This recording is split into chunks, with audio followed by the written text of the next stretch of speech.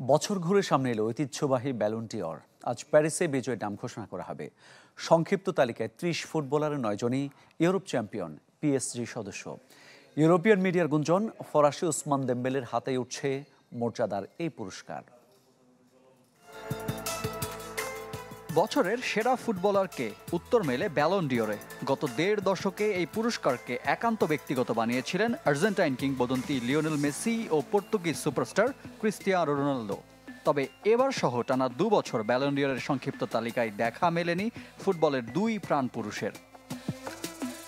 এবারের ব্যালন ডি'অরে বিবেচনায় রাখা হবে ২০২৪-এর ১ আগস্ট থেকে ২০২৫-এর ১৩ জুলাই মধ্যবর্তী performance.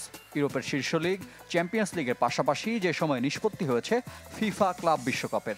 Cool Perfume Deodorant Stick এর odor fighting ফর্মুলা দুর্গন্ধ দূর করে দেয় লং লাস্টিং ফ্রেশনেস ২৪ ঘন্টা পর্যন্ত।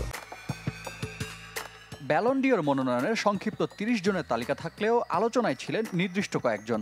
মোহামেদ সালাহ, কিলিয়ান এমবাপ্পে, রাফিনিয়ার সাথে সবচেয়ে আলোচিত দুনাম লামিন ইয়ামাল ও ওসমান দেম্বেলে।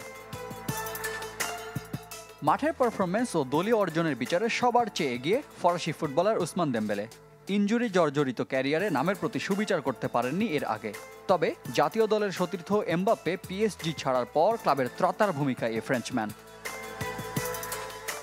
লা পারিসিয়ানদের ট্রেবল জেতার বছরে দেম্বেলে গোলের দেখা পান ৩৩ বার, সাথে ১৩ অ্যাসিস্ট।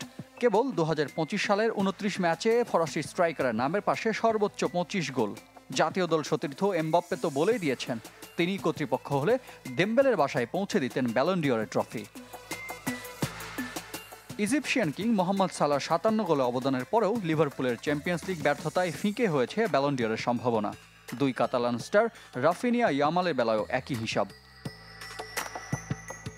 তবে সংক্ষিপ্ত তালিকায় সর্বকনিষ্ঠ হিসেবে আলোচনার কেন্দ্রে ছিলেন স্প্যানিয়ার্ড ইয়ামাল। এবার না পেলেও জীবনে একাধিক ব্যালন ডি'অর জেতার লক্ষ্য যার। রিফাত হোসেন, চ্যানেল 24।